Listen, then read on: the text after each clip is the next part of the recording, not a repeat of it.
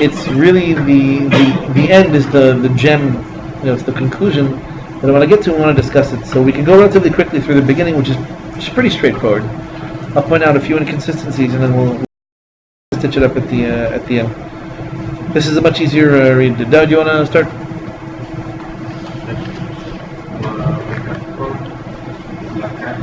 Maybe we'll read the English. I don't think anyone's following that.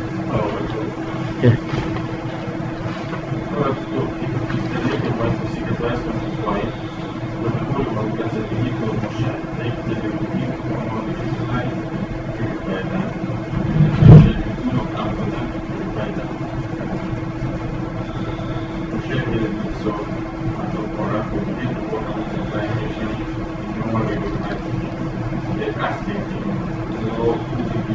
Who did so to you? Like, who did this to you?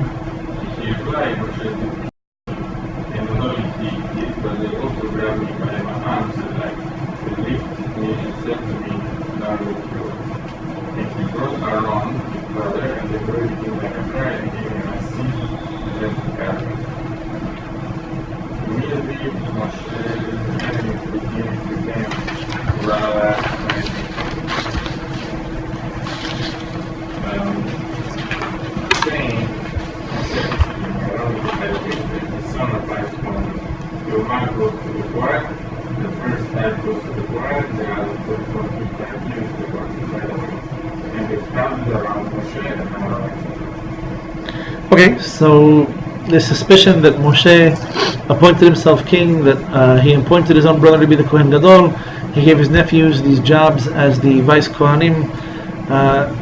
The suspicion is evident. That's what Korach is basically fighting about.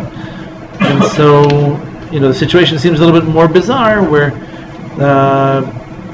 Moshe initiates this process as commanded by Hashem to purify the Leviim, and it looks a little bit bizarre.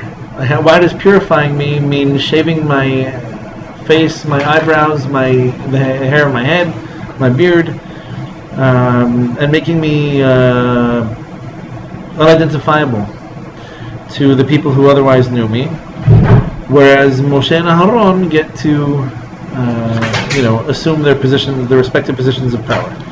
People start getting fired up. How can it be? Moshe just basically accords himself all this power and all this influence, etc. Where you want to go? What did Levi say? Second page, first full paragraph. Yeah. Who is the Bedouin? Who is Korah? Korah is Moshe's first cousin. Oh, Korah. Korah. Oh, yeah. They spell him with a Q instead of a K? It's a Quf and not a Kaf. Oh. So we pronounce it Qa. There's Ka like a K and Qa like Iraq, written with a Q. Oh. It's pronounced differently in Hebrew and Arabic. The Ashkenazim lost the tradition on that. Yeah. So at that moment, Korah convened his followers and said, "You've increased our burden to greater than that of the slavery in Egypt." Meaning with all of the tithes we have to give to the Kohanim, all the gifts we have to give them. If you slaughter an animal for your own use, you have to give parts to the Kohen. All the sacrifices the Kohanim get bits and pieces of. The tithes, there's quite a bit of obligations we have towards the Kohanim. So what they're saying is basically, this is even worse than slavery in Egypt, where everything that we worked for belonged to somebody else.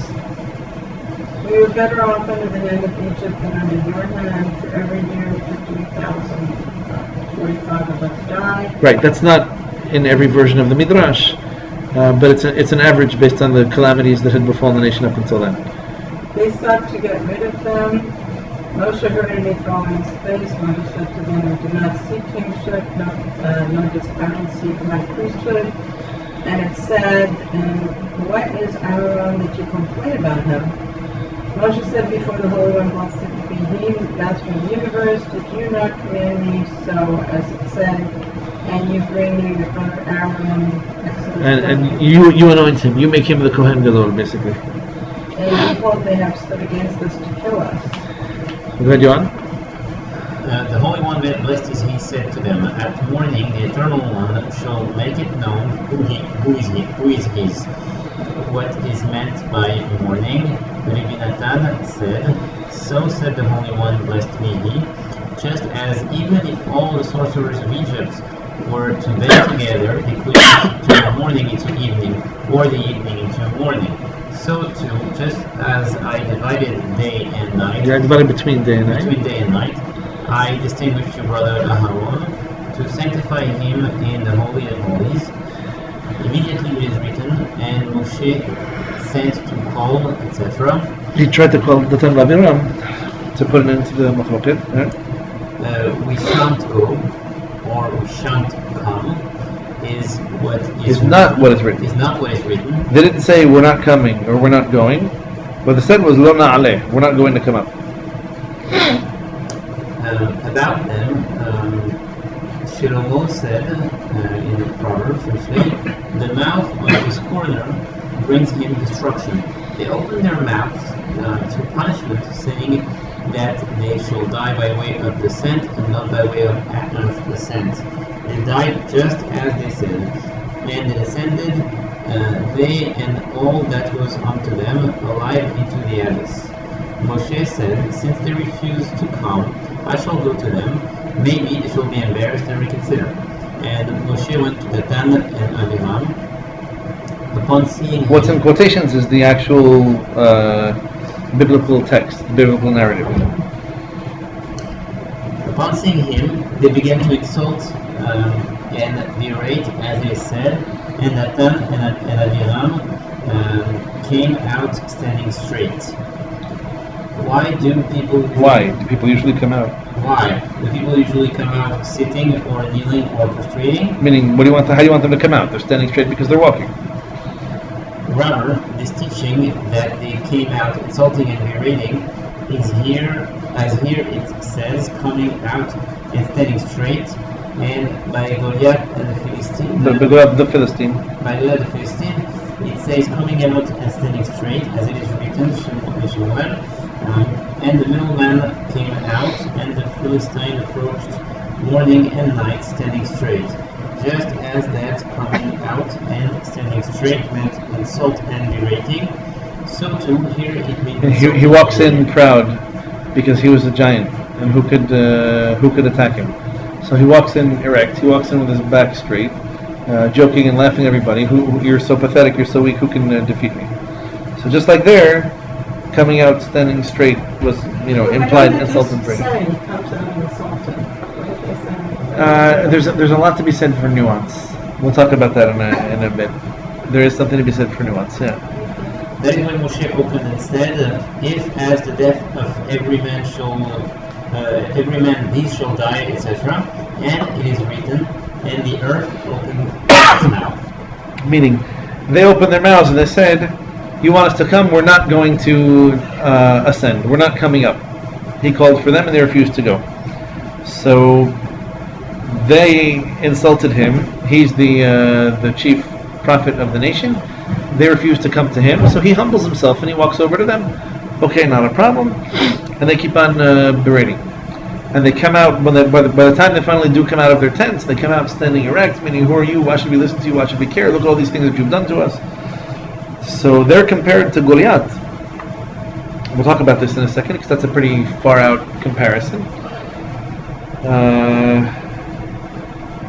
Here, Rabbi, you want to read the next last paragraph? Come and see how hard dispute is, and is anyone who persists in a dispute. Hashem causes their memory to be lost, for so it's written, and the fire went forth from the eternal one, and he consumed the 250 men.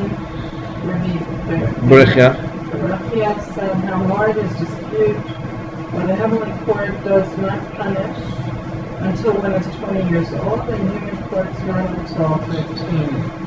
And in the dispute of Korach, the day-old babies were burned and swallowed up in an abysmal chasm.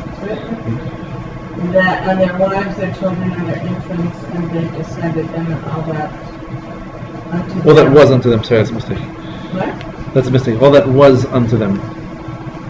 And all that was unto them, and it's written, and Korach took. Meaning, that's why, thus it is written, and Korach took. What does that mean?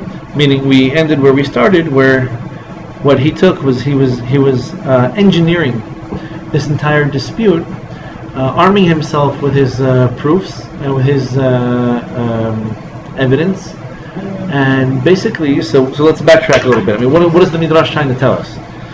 That because Korah had what appear to be somewhat legitimate gripes against Moshe and Aharon, everyone who teams up with him and everyone who sides with him automatically is a scorner, is an evil, wicked person. The Midrash begins telling you, it must have looked really funny. It must have looked really funny, where every Levi who is not Moshe, and obviously not a Kohen, although Aharon is Moshe's brother, meaning he's from the same tribe, they have to be purified. And how are they purified? They literally shave their entire bodies. It's one of the things Moshe was told to do for the Levim. Why? We can discuss one day what hair represents and what it means. So they're shaved in such a way that Korah walks around, nobody recognizes him. Who are you? I'm Korah. You're Korah. Really? Why? After you lost your beard and your hair, who could recognize you? So he's sitting there putting two and two together, and he's saying, come to think of it, it is really weird. It's weird that I had to be shaved. It's weird that Moshe wasn't. It's weird that he's the king of the nation. He's the nation's most important prophet. He doesn't dispute that maybe he deserved that, but he's saying it was so. Most of the Midrashim make it sound like Korah is saying, why was it such an arbitrary decision to make Aharon the Kohen? As if to say, look, I'm not a prophet, I couldn't have competed with Moshe for that position, but to be the Kohen, what's the big deal? We'll talk about this and other things as we go through. So basically he's saying, and then you sit there and you scratch your head and you said, look at that. So Moshe must be the king, and he made Aharon the Kohen Gadol, and he made his sons the vice Kohanim, and they have all these gifts coming to them, right? From grains, from olives, from grapes. We have, Terumah Maaser. We give the Kohanim the first, a tithe from all the animals that were born in your herd over the course of the year. We give them Rashit Hagez. We give them the first shearings of wool of the season. When you shear your lambs, you leave them, the white bleached wool from the beginning. Animals that you slaughter, you owe them a certain number of parts. If it's in Beit HaMikdash, it's a korban, it's a sacrifice. They're entitled to a certain amount. Long story short, he's saying this is getting weirder and weirder. So Moshe makes himself king. He makes Aharon, his accountant, who gets to collect all these gifts for the Kohanim. And it almost looks like the Clinton Foundation, in his eyes, anyway. So he decides that he's going to get all riled up. And he goes to talk to his wife, decides to get, his sage counsel from her. And this is getting weirder and weirder. So finally he gets up and he says, these taxes and these gifts that we have to give to the Kohanim, this is worse than Egypt. Us having to make these contributions to the Kohanim is worse than working in Egypt, where they took away everything that we worked for. They took away all of our wages and basically gave us food and shelter, a little bit of protection in return. He's just saying that because he wants to be in charge. Correct. The rest of the nation doesn't get that. There's a certain degree of sophistication that was never the portion of the many. I don't know how else to put that. Some of these political arguments that we know were political in nature, the nations didn't get. Shaul HaMelech was appointed king, and he had fans for life. It's just, that's it. Long live the king. And when Shemuel HaNavi, the prophet who anointed him, was the one who deposed him, people didn't accept it. What do you mean? He's our king. Yeah, but he's your king because I made him the king, and I made somebody else the king. Well, you can't do that. Might be a prophet, doesn't mean we're going to follow you or listen to you. So what do you do? Passed away at the age of 53. What do you do? So the nation wasn't always wise to these things. They weren't always on top of them. But almost, I would say, to be fair to Korah, to play the devil's advocate, this is looking pretty weird, right? Like you put a few of these things together, you can string along quite the conspiracy theory. And you say, well, this is really bizarre because between Moshe and Aharon and all these gifts and the power and the influence, I can easily have been the Kohen and I would have gotten these things for doing what seems to him to be nothing. So Korah is making complaints. The spies were a huge failure. Now he's taking advantage of Moshe's, challenges and difficulties. And Moshe says, I never asked for these things. I never asked for this position. And in fact, Aharon never asked to be the Kohen. Had Hashem not told me to appoint him, I wouldn't have done it. And now everybody's coming after Moshe, and Korah, having thrown quite a bit of fat in the fire, he's got a following to him. There are people that really take this guy seriously. So Hashem says, okay, no problem. No problem.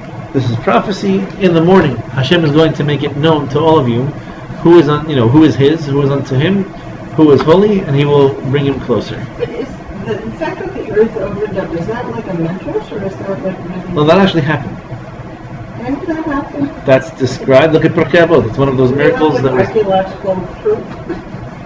not on me, but I have the Torah saying this is what happened. Open up like that. How could the sea just split like that? Well, even the earth opening up, we've seen that happening in our case when we have an earthquake. Earthquakes in California. Remember the San Andreas fault line? Well, that's one of the whole concept. Right. So how did the sea split and allow the Jews out, and then it closed on the Egyptians? Yeah, they have some actual scientific explanations of that. Yeah, Were you there? Exactly at this They even point. say that in France, it's a certain part of, like, from one island to another part of the mainland, that the tide gets low at certain times of the year. It's only a couple of times of the year, but the tide gets so low that it's like a sandstorm. And you can walk out on it. Could be. I'll take the Torah in the meantime and let the scientists duke it out. They still haven't decided if chocolate or coffee are good for you or bad for you. So Right, that's true. I'm not really sold on science's ability to solve questions, but No, not it's spiritual ones, scientific, anyway. It's actually a thing that happens in France Right. twice a year. Yeah, I'm told that there's such a thing with Napoleon trying this. Could be, but he was a weird guy too, Napoleon. You read about him; he was very strange. So, and the irony is that this happened right after the French Revolution. So, if you thought the revolution was going to bring about political change, as opposed to theocratic or a monarchic tyranny, you were wrong. So basically, Hashem says, fine. So why doesn't the earth open up and swallow ISIS all over the place? That's a great question. I think it's probably more ominous to the rest of humanity that they're here because we're all too lazy and too weak to do anything about it, and too afraid of upsetting the rest of the Arab world if we actually do something about it, or God forbid, pressuring the Arab world to do something about it. I think it serves a purpose. It serves a great purpose. The purpose is to put on prominent display the hypocrisy of the rest of humanity, and to show you that in the face of real atrocities and real genocide, no one gives a crap. Not even the slightest, wimpiest, most worthless crap. No one cares. No one cares. Just like a 13-year-old Israeli girl could be stabbed in her sleep. No one cares. No one cares. You can scream at the top of your lungs from every corner of New York City, and no one cares. You just need to sit there and digest that. that. They don't care. I think they're just paralyzed to act. Really? Don't care. You think the non-Jewish world is so shocked and so paralyzed that they would do something, but the shock hasn't yet subsided? So once the shock subsides, they're going to do something? I just think they're like very weak people. I mean, we're all like... I think there's about 7 billion weak people out there. Yeah, I don't think anybody has the guts to act. But a terrorist group committing all these atrocities, and the world being so weak and so conflicted and so incompetent, I think is a horrible stain on humanity's record. But it's there for a reason. If you're asking me why it's there, it's specifically to show you that humanity is in a pathetic state right now. And they would rather fight with Israel over absolute nothing than actually deal with the real problems and find real solutions to the real issues that are causing people to die every day. But they don't, because they're more entertained by fighting with Israel. We can definitely, again, it's an election year. I mean, I could have just made that the shiur from now until November. Then a way maybe we will. So the out here is that Hashem says, don't worry. Boker ve'odah Hashem. In the morning, Hashem will make it clear. Why would Hashem say this in the morning? Do it now. Why? Because now it's evening? You can't do something miraculous? I mean, like, light a torch. People will see the earth opening up and swallowing you. I promise you. And if not, they'll put it on Twitter. Why was this so difficult? Why did it have to be done in the morning? And so this is how you have to think when you're learning Midrash. The psukim are weird. Okay? Get used to that. The Torah is full of weird psukim. Things are said in a very weird way. Why is it said that way? Nuance is one thing, sophistication is another. Sometimes things can be understood at two different levels simultaneously. Korah isn't painted as an imbecile because most of what he says kind of makes sense. I mean, save for the fact that we trust Moshe. If we didn't trust Moshe, what he's saying makes perfect sense.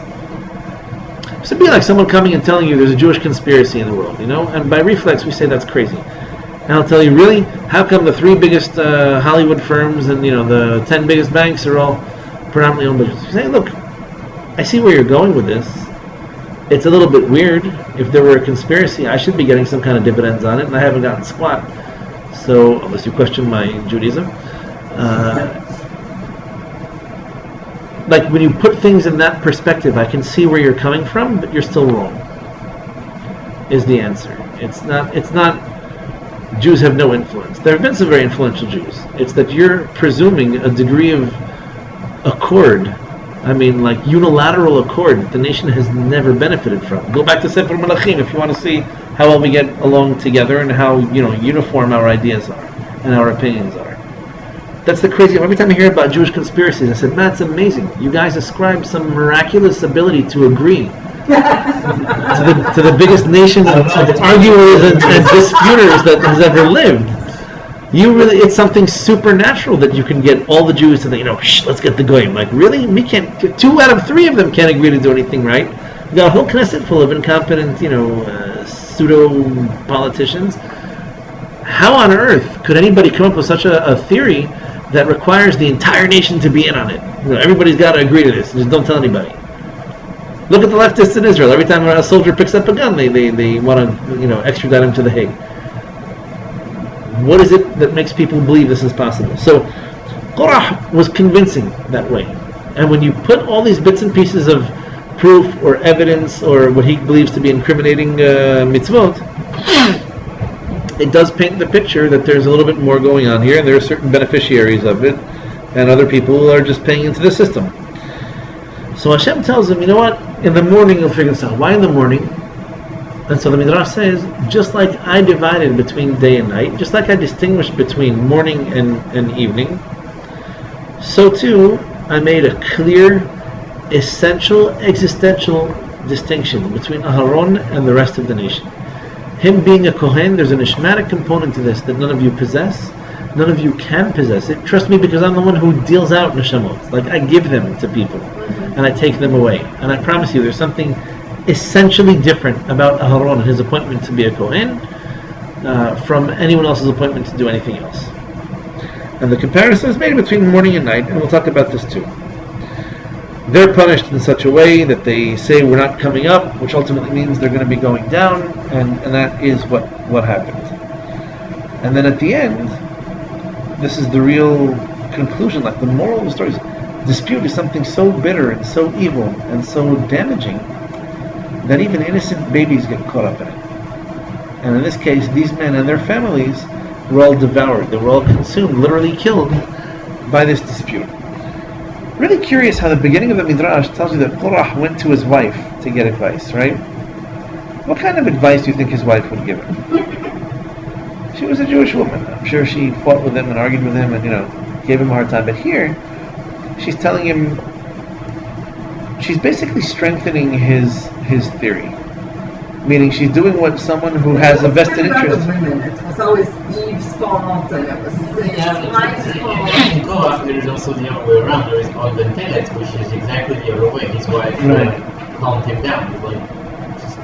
She spared him by not throwing any more fat into the fire. Here, Korah and his wife, and by the way, because the wives were also punished, they must have been in on the deal. And they people chatting and rumors spreading is pretty much how conspiracies get a foothold. So they're going back and forth, they're rubbing their hands. How can this be? And the Kohanim get this, and Moshe gets this, the rest of the Leviim get that. And they, in the light of what he presents to them as evidence, become convinced that it's like clear as day that there's some kind of a corrupt conspiracy going on. And it's ironic that the same way that Hashem tells them, I'm going to clear this up, how? In the morning. Just like the morning is so clearly distinct from the night that precedes it, so too I'm going to make this really clear. the nature of machloket is not things aren't clear. What happens when things aren't clear? Someone asks you think like this, you think like that, you say, I don't know, it's unclear. Do you wave a flag of either side of the dispute? When do you get really animated about a dispute? When it's clear for you. When to you it's clear that Hillary Clinton should have been indicted. I made that up. When you feel really strongly that there's compelling evidence that anyone else who did what she did would have been indicted and thrown in prison, and probably never heard from again, like General David Petraeus, but I digress. When you feel so strongly, when the evidence is so clear, when there's not even a shadow of a doubt in your mind, you pick up a sword and you're ready to fight. And just as you think this is clear as daylight, and you're on this side, someone else feels clear as daylight and is on the other side. And the fight becomes about who's more convinced, who's more zealous, who's more willing to fight, than it is about the actual content. You'll notice, Moshe doesn't convince them, Hashem told me to do this, and he told me to sanctify Aaron. If it weren't for that, I would have done otherwise. Don't even bother. You can't talk to these people. These people are so full of themselves, and their own proofs, and their own theories, and their own conspiracies, nothing you do or say is going to help. If you want to drive the wedge a little bit deeper, even innocent people get caught up in this. Not innocent people who don't know which way to go, and therefore don't salute. Right? There's that famous picture of there's a Nazi gathering in the big square in Berlin. Everybody's doing that crazy Nazi salute except for one guy who's sitting there like this, and they happen to catch him on camera. And they need a sharp eye to pick it out. Out of 20,000 people in the frame, there's one guy who's sitting there like this. Like, this guy's crazy. There's a lot of cute Facebook posts that are like, "Be that guy." Like, everyone around you is crazy. Just be that guy who can be in a sea of psychopaths and say, "This is nuts. I'm going home. I don't think this is anything I can support." So the Midrash begins with Korach going to his wife, who up until now was innocent. We have to presume she's innocent until she's proven guilty. But when he fires her up, and she sees that his head was shaved, and she's starting to think some weird things, you put two and two together with a little bit of emotional flair, and all of a sudden, you've got a conspiracy on your hands. You've got a scandal. And as they tell this to other people, sure, it's the Kohanim, but it could have been Levim, it could have been Yisraelim, everybody gets fired up. And to everybody it becomes clear as day. And a flame coming out from before Hashem and consuming these 250 people basically tells you there's a really interesting connection between fire and machloket. Chazal talk about this. The Ben Ish Chai has a discussion about how the Shabbat is supposed to be a time of peace, a time of tranquility, a time that you spend with family, with friends, enjoying yourself. And here, we're allowed to use fire on Shabbat, but only fire that's properly contained, and fire that we have no suspicion that you're going to tinker with to increase or decrease its intensity. It's covered up and it's set before Shabbat. Or the coals are basically covered, fired, and set before Shabbat. So you can put your cholent on a hot plate, you can put something in a crock pot, you can put something on a plata, or what they call a blech, basically a sheet of metal over your gas burners. And he says the same is true of the Shabbat candles. This is making use of this power of fire, but in a controlled, restricted way, where it gives us light, it gives us heat, it gives us food, makes lots of our foods edible. And it's the opposite, the antithesis of fire that leads to dispute, that leads to machloket, that rages out of control, and that ultimately damages people, animals, and property. But there was this, there's a Hasselnovich, I forget who it was some major rabbi who said, the truth is that, the whole thing about turning electricity on and off, that's actually not a violation of Shabbat. Yeah, we've spoken about this in the past. Rav Shlomo Zalman Auerbach didn't feel that electricity was a violation of Shabbat. We had a whole discussion about this. We're right. Because electricity is contained. Yeah, that's pretty much the argument. I mean, again, it's not the topic for now, but it was an argument made back in the day that there's no clear evidence this should be, certainly not biblically forbidden. If anything, it's not even rabbinic. Maybe it's a custom. It's not done, but that seems to be the explanation to the reason why. So there's a difference between a fire that burns, at a low simmer, and that allows things to happen in a controlled way, and a fire that rages out of control. When a machloket rages out of control, people get emotionally fired up. They develop loyalties for the right or the wrong reasons, and innocent people are consumed. How do innocent people get consumed? Not by being neutral, not by being unclear. People who are otherwise innocent get drawn into that fire of it's clear to me as day that should be the case, it's clear to me as day that should be the case. So how innocents get drawn into a machloket is basically what this whole story is about. That there are crazy people who have their own desires and their own agenda and their own megalomaniacal initiatives is one thing. How they manage to convince other people, how they gain a following, and how people look past all their defects and promote them, because people don't think. And that happens when you put them in groups and you get them emotionally fired up. Yeah. And again, this being an election year, don't expect any miracles at the ballot box. People really don't think. On most sides of any issue, people don't think. That doesn't prevent them, for some reason that's no obstacle to them getting fired up and animated and excited and personal and to taking things personally. So Korah, having his own bizarre, intellectual curiosity mixed with a little bit of his own self-serving purposes, is bad enough. Getting other people as fired up as he was, or even more so, to the point that they're berating Moshe, they're insulting Aharon, they're taking cheap shots at them.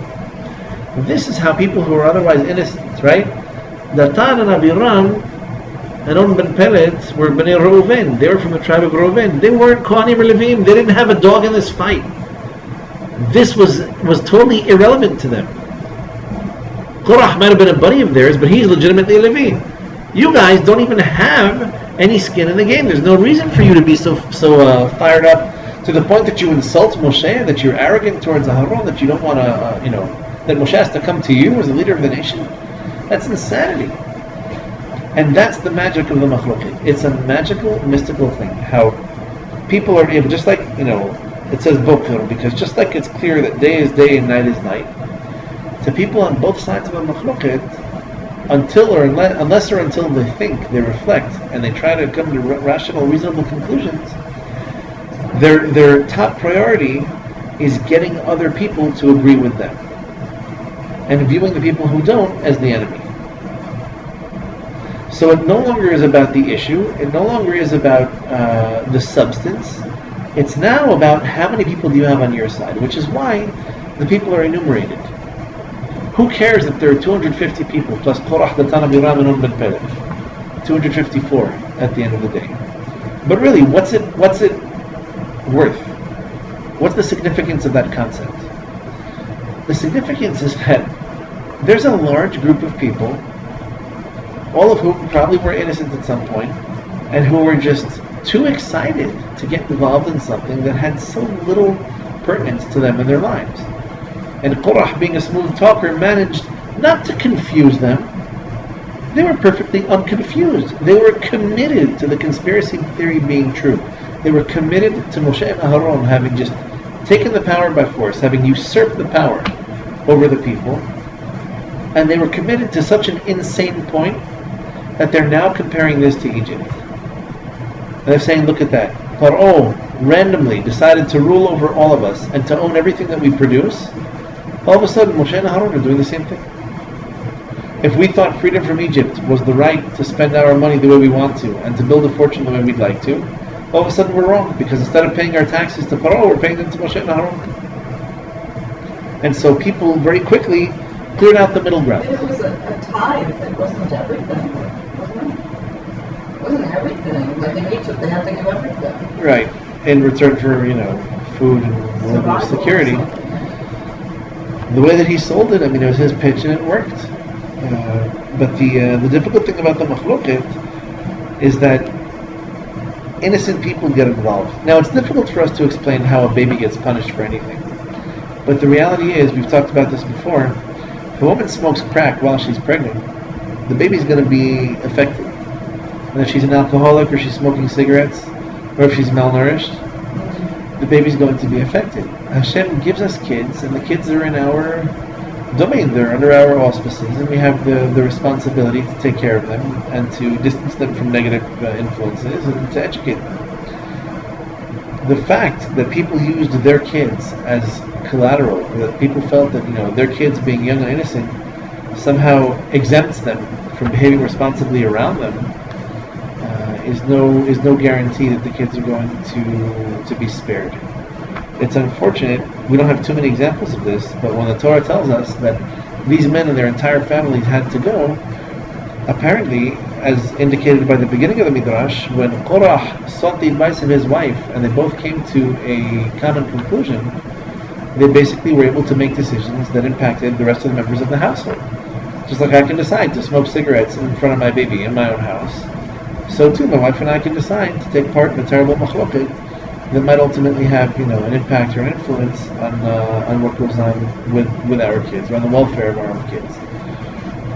But that's the powerful message behind it all, that even innocent people, so the wives and the kids who had nothing invested in the fight, were ultimately able to be manipulated, to be made into human collateral, to be used as a force that then needs to be countered by the other side.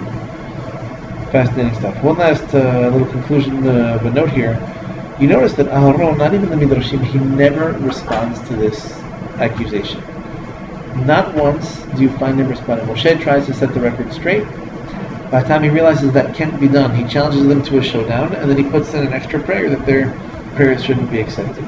Aharon doesn't respond. His response to all of this is probably, no matter what I say, it's going to get worse. And I'm better off not saying anything. Somebody had to say something, and in that case it was Moshe. Aharon took the high road in the sense that let Moshe do what he needs to do.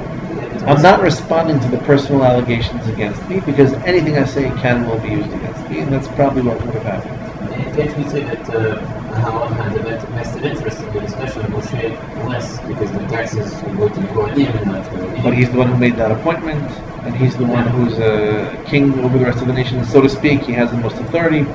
He was told to purify the Leviim. It seems like he was exempt from this. Maybe he didn't need it. Maybe it wasn't what Hashem wanted. For whatever reason, Aharon doesn't defend himself against the allegations. He just kind of lets reality speak for itself and allows for Moshe to set that up. Just put yourself in his shoes and imagine how difficult it must have been to remain silent while people are accusing you of this conspiratorial behavior.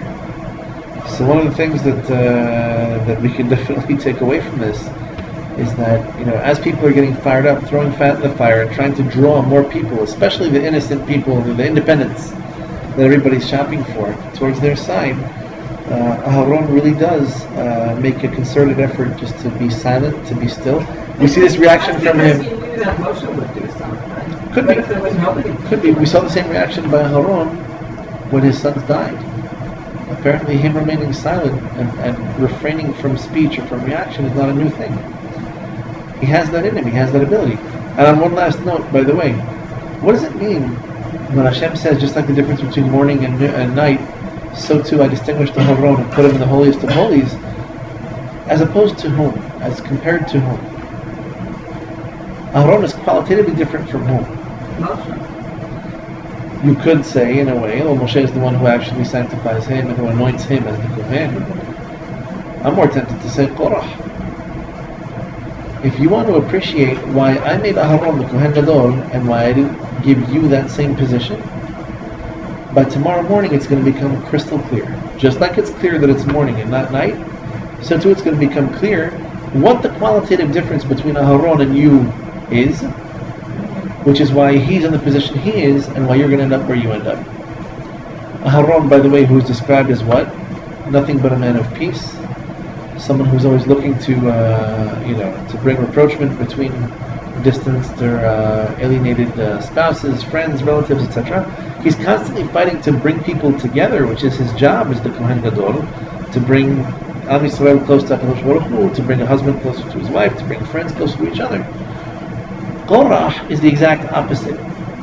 He has the same power of persuasion, but instead of persuading people to let it go, to calm down, take a deep breath, and get back together and make things work out, Korah does the opposite. He uses the same power of persuasion He uses the same logic and the same rationale, only to throw more fuel on the fire. And so when Hashem tells him, trust me, tomorrow morning you're going to see the difference between you and Aharon, basically what he's telling him is, just like there's no disputing day and night, you're going to see extra clearly and extra sharply how incomparable Aharon is to you, and why this allegation is that much crazier. Because he doesn't respond to your crazy allegations, he doesn't respond to your crazy accusations. He's such a man of peace that he won't even lend legitimacy to this. He won't honor this. We're dignified with a response. Whereas all you've been doing has been trying to get people fired up against the two most innocent men in the nation. But that was also a very powerful message the Midrash pretty much underscores by telling you, you know what? There's a lot going on over here. This entire mountain of, a house of cards that you built, a machloket out of thin air,